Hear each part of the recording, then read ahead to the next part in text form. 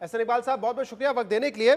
आज Pakistan democratic movement का दूसरा जलसा है। ये जलसा कराची में है, पहला गुजरावाला में था। हुकूमत कॉन्फिडेंट है कि जितने जलसे करने हैं कर लें, कोई फर्क नहीं पड़ता, हम कहीं नहीं जाने वाले। तो फिर क्या वजह है कि ऑपोजिशन इतना मुतमईन है इस बात से और कॉन्फिडेंट है कि दिसंबर से पहले ये हुकूमत घर चली जाएगी, इस्तीफे देने की भी जरूरत नहीं पड़ेगी हमें असेंबलियों से?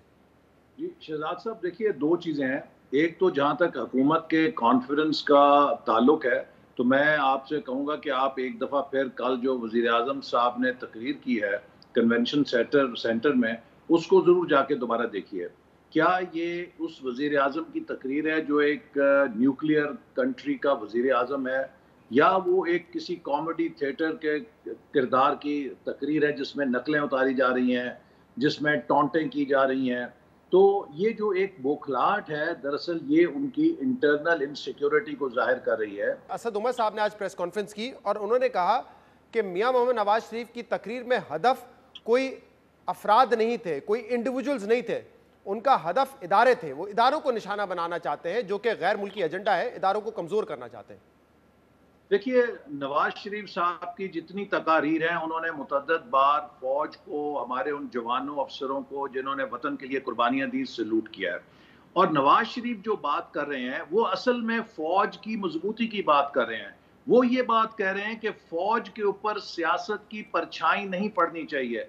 जब फौज पॉलिटिकल कंट्रोवर्सी में, जब मैं फौज कहता हूं उससे मुराद एस्टेब्लिशमेंट है, वो सिपाही, वो जवान, वो अफसर नहीं जो सियाचिन में खड़ा है, जो बॉर्डर्स के ऊपर खड़ा है, जो वजीरिस्तान में कुर्बानियां दे रहा है, शहादतें दे रहा है, ये सब हमारे माथे के झूमर है और हम फिर इनको सलूट करते हैं।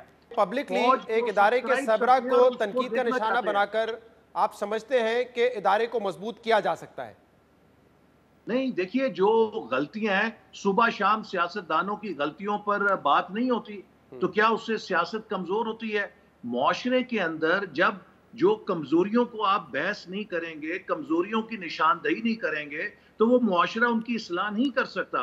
हर चीज को अगर आप कालीन के नीचे लपेटेंगे और उसे गुफ्तगू के लिए शजरा ममनुआ करार दे देंगे। देखिए, हमारे यहाँ टैबूज हैं। जब कारगिल का वाकया हुआ, इंडिया के अंदर कमीशन बना, उन्होंने उस कमीशन के अंदर अपनी हर चीज की निशानदेही की, कमजोरी की निशानदेही की और उनको रेक्टिफाई किया। सही। हमारे यहाँ कारगिल के ऊपर बात करना शजरा ममनुआ है, इट्स अ टैबू, कि जो बात करेगा वो गद्दार हो जाएगा। आप नवाज शरीफ साहब की गुजरावाला तकरीर के पीछे खड़े हैं, मुकम्मल तौर पे एंडोर्स करते हैं जो उन्होंने नाम लेकर बात की? आप समझते हैं ठीक किया नवाज शरीफ ने?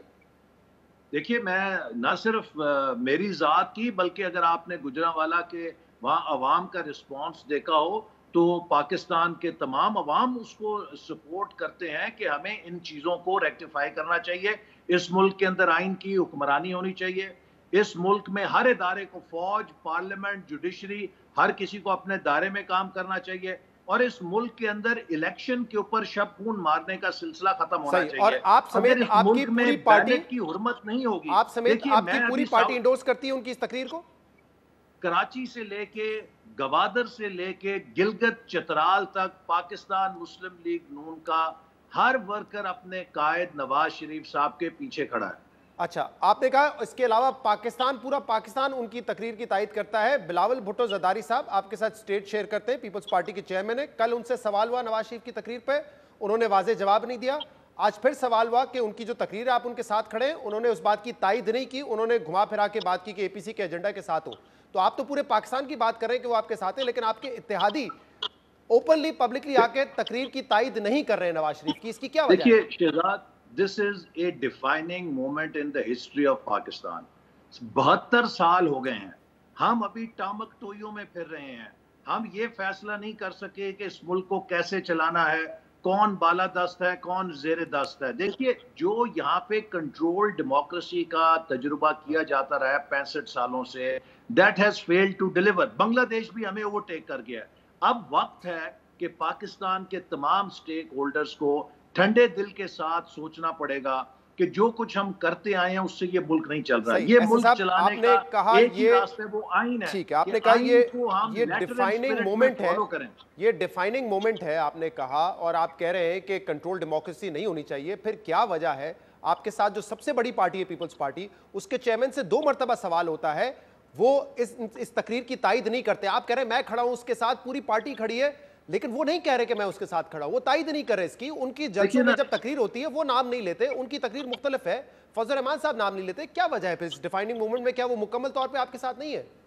मेरा ख्याल है कि चाहे बिलावल भुट्टो जरदारी साहब की तकरीर मैंने गुजरांवाला में सुनी, मौलाना फजल रहमान साहब की सुनी, तमाम दीगर कायदीन की सुनी, सब ने इसी नज़रिए को सपोर्ट किया कि पाकिस्तान की डेमोक्रेसी को अनडाइल्यूटेड होना चाहिए, इसको असली हालत में होना चाहिए और इस्टेब्लिशमेंट की मुदाखलत बंद होनी चाहिए।